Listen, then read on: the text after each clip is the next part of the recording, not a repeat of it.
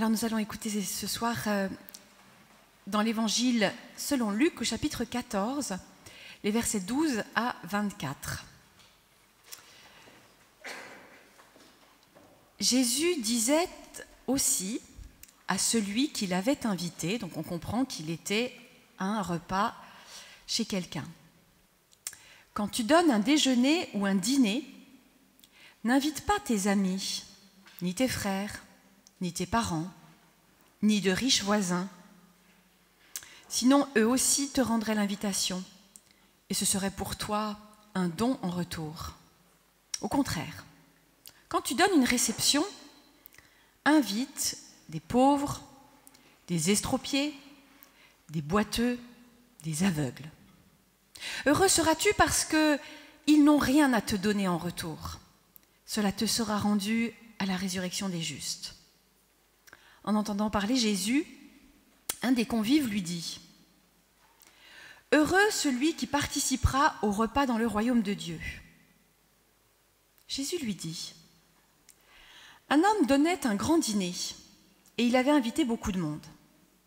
À l'heure du dîner, il envoya son serviteur dire aux invités « Venez, tout est prêt !» Mais ils se mirent tous, unanimement, à s'excuser.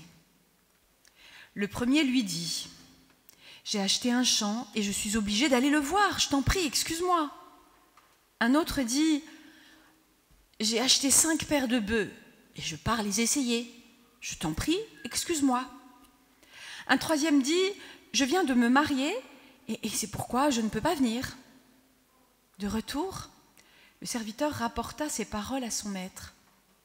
Alors, pris de colère, le maître de maison dit à son serviteur « Dépêche-toi d'aller sur les places et dans les rues de la ville. Les pauvres, les estropiés, les aveugles et les boiteux, amène-les ici. » Le serviteur revint lui dire « Maître, ce que tu as ordonné est exécuté et il reste encore de la place. » Le maître dit alors au serviteur « Va sur les routes et dans les sentiers et fais entrer les gens de force afin que ma maison soit remplie. Car je vous le dis, aucun de ces hommes qui avaient été invités ne goûtera de mon dîner. Amen. » Alors, chers amis, dites-moi, vous avez invité qui ces dernières semaines? Ça vous est arrivé d'inviter des pauvres à votre table? Combien d'estropiés?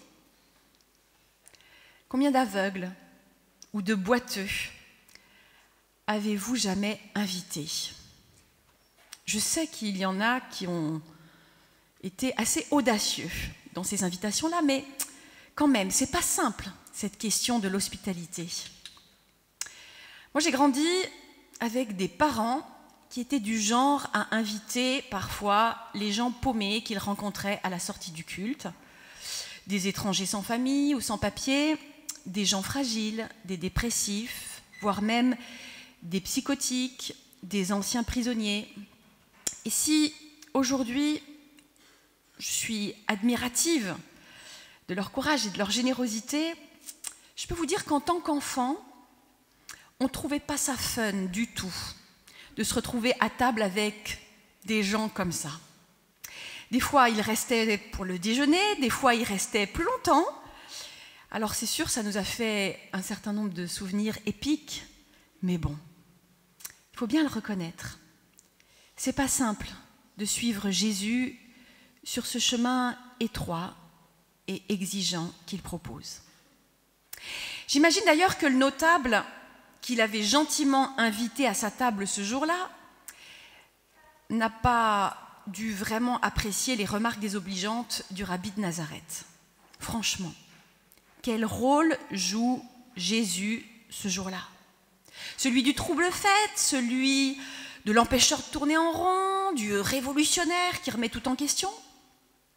En réalité, Jésus ne joue qu'un seul rôle, celui du Fils de Dieu qui vient manifester le royaume.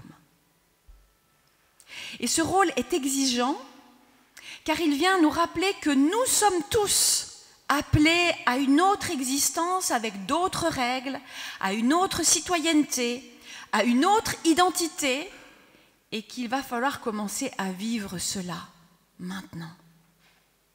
Dans ce monde, nous sommes souvent dans la position de ceux qui invitent. Et dans ce monde, nous invitons nos amis, nos proches, nos semblables.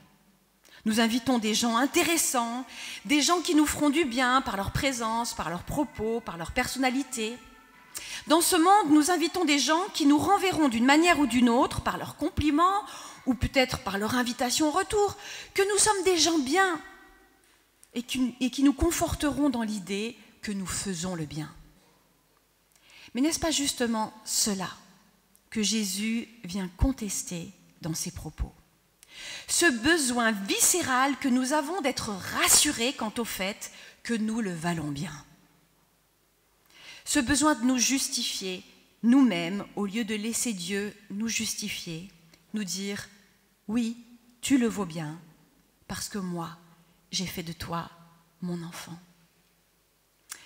C'est sans doute pour ça que Jésus s'autorise à être un peu rentre-dedans ce jour-là. Lui qui est dans la position de l'invité, il se permet de dire à son hôte qu'il ferait mieux d'inviter ceux qui n'ont pas les moyens de rendre l'invitation, à savoir les pauvres, les infirmes, les boiteux, les aveugles. En fait, il s'agit de tous ceux qui, selon les prescriptions de la Torah, sont exclus du service du culte et par conséquent de la vie sociale de l'époque. Alors forcément, Jésus dérange l'ordre établi par le monde en disant ça. Il ne se contente pas de contester les bons usages de l'hospitalité. En fait, il invite son hôte à se compromettre avec des impurs et des exclus. Et ça c'est scandaleux. Jésus ne demande pas juste d'exercer gentiment la charité pour les pauvres. Il lui demande de renoncer au confort de l'entre-soi. L'entre-soi de ceux qui se croient justes, purs, supérieurs ou simplement meilleurs que les autres. Et forcément, c'est nous aussi que Jésus vient déranger ce soir. Nous, chrétiens, qui sommes parfois tentés de rester entre nous, de ne pas nous mêler aux autres par peur d'être contaminés par leurs péchés ou par leur impiété. Seulement voilà, le bonheur, ça n'est pas d'être entre soi, entre croyants, entre chrétiens, entre protestants ou entre paroissiens du Marais. Le bonheur, dit Jésus, c'est d'accueillir ceux qui n'ont vraiment pas les moyens de nous bénir et de les bénir pour rien, comme Dieu nous accueille pour rien. Parce que c'est ça l'Évangile.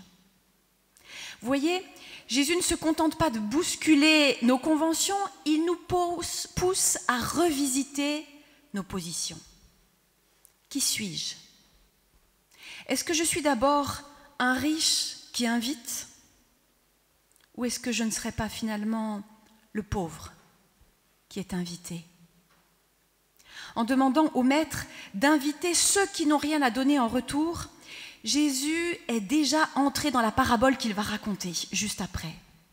Il nous parle indirectement de Dieu et il nous parle de nous. Il nous parle de Dieu qui a choisi d'inviter dans son royaume ces pauvres, ces estropiés, ces boiteux et ces aveugles que nous sommes. Nous qui n'étions pas dignes de nous asseoir à sa table, incapables de répondre aux critères de sainteté qui sont les siens. En évoquant ceux qui n'ont rien à donner en retour, Jésus nous invite à découvrir que nous n'avions rien à donner à Dieu non plus, sinon notre péché, mais que Dieu nous a accueillis gracieusement, sans rien demander en retour. Jésus nous invite ainsi à reconnaître que Dieu a fait preuve d'une hospitalité scandaleuse à notre égard, des fois que nous l'aurions oublié. Et cette hospitalité scandaleuse, il va la mettre en scène magistralement dans sa parabole. L'histoire de ce maître qui a invité plein de gens comme il faut pour un grand repas, mais dont les invités, comme il faut, ont méprisé l'invitation, considérant qu'ils avaient bien mieux à faire, des bœufs à essayer, un champ à mesurer, etc., etc. Alors, le maître envoie son serviteur chercher les pauvres, les estropiés, les boiteux et les aveugles, les mêmes que Jésus a cités juste avant, pour leur faire prendre place à sa table. Le message est clair. Aucun de ceux qui prennent place à la table du Seigneur n'était digne d'être ses invités au départ. Personne ne peut prétendre être l'invité légitime de Dieu à cause de sa foi, de sa bonne moralité ou de son ascendance. Tous, nous étions condamnés à rester dehors, tous nous avons fait l'objet d'une grâce de Dieu et tous nous avons été cherchés par son serviteur Jésus, aussi loin que nous étions, aussi indignes que nous étions. Une fois qu'on a réalisé ça, que nous sommes tous au bénéfice de la grâce du Père, les uns aveugles, les autres boiteux ou encore estropiés de la vie, alors ça change la perspective. Une fois qu'on réalise ça, nous sommes invités à changer, à nous convertir. On ne peut pas continuer comme avant. Il faut prendre la mesure de la grâce et commencer à regarder les autres différemment, surtout ceux qui nous dérangent, ceux avec qui nous n'avons peut-être pas envie de nous attabler, ceux dont nous pensons qu'ils ne sont pas tout à fait dignes d'être là. C'est ça. C'est ça qui fait de la Sainte Seine, que nous allons célébrer tout à l'heure, un moment unique et bouleversant pour notre foi. Et c'est pour ça que nous sommes invités à la célébrer ensemble régulièrement en Église. Parce qu'elle nous rappelle que nous sommes tous des invités pas cachers, et parce qu'elle oblige à changer notre regard sur nos frères et sœurs, à nous accueillir les uns les autres comme Dieu nous accueille nous-mêmes, à revivre chaque fois cette hospitalité de Dieu comme une grâce qui fait tomber les barrières. Mais le risque avec la parabole, ou les paraboles qui nous parlent du royaume, c'est de croire que finalement, tout cela, nous le vivrons vraiment que lorsque nous serons tous au ciel, dans un temps à venir. Un peu comme cet invité qui répond à Jésus, « Heureux celui qui prendra son repas dans le royaume de Dieu ». Alors Jésus va insister dans la parabole sur le caractère d'urgence de l'invitation. Le maître dit d'abord « Tout est prêt ». Et puis après, il dit à son serviteur « Dépêche-toi pour le deuxième envoi ». C'est une invitation à vivre au plus vite, dès maintenant. Toutes les réalités du royaume auquel Christ nous donne accès par la foi et pas à la fin des temps seulement. Ça vaut pour l'amour du prochain, pour le pardon, pour la bénédiction des ennemis et pour l'hospitalité. Tout est prêt. Ça veut dire « c'est maintenant », dit Jésus. C'est maintenant qu'il faut accueillir cette grâce qui nous est faite d'être ses invités. C'est maintenant qu'il faut nous convertir. C'est maintenant qu'il faut laisser cette grâce nous changer en profondeur, par exemple dans notre manière de nous accueillir les uns les autres, d'accueillir ceux qui nous dérangent ou nous mettent mal à l'aise, de leur parler, de les aimer, de leur pardonner s'ils nous ont offensés et de vivre ensemble une vraie réconciliation autour de la table du Seigneur. C'est maintenant qu'il faut vivre les dimensions de l'hospitalité scandaleuse en allant chercher, nous aussi, ceux qui n'ont pas de quoi se payer leur salut, ceux qui n'y voient plus rien, ceux qui boitent dans leur foi ou qui sont abîmés dans leur identité, en les invitant à table avec nous. en leur partageant la bonne nouvelle d'un Dieu qui les invite eux aussi et qui peut changer leur vie. C'est maintenant.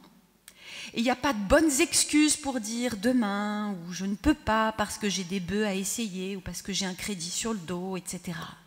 C'est maintenant, et il ne faut pas occulter la colère du maître quand le serviteur lui rapporte les excuses bidons des premiers invités.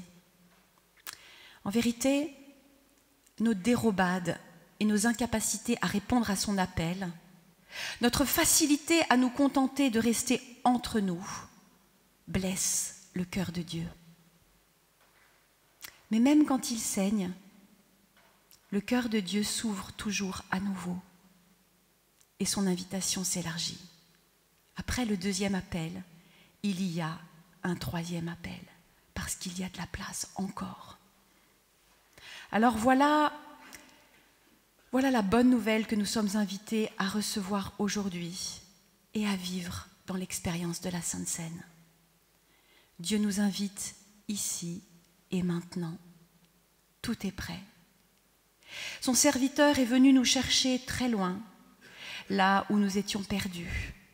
Son Fils nous a ramenés à la maison, nous, les boiteux, les estropiés, les aveugles, et il nous a fait asseoir à sa table avec d'autres, afin que nous prenions goût à sa grâce et que nous la partagions avec d'autres. Parce que, vous le savez, le monde est rempli de boiteux et d'aveugles comme nous, mais qui n'imaginent même pas qu'ils ont une place à la table du roi. C'est à nous d'aller les chercher aujourd'hui, et c'est à nous de les convaincre par l'amour qui nous a déjà transformés. Amen.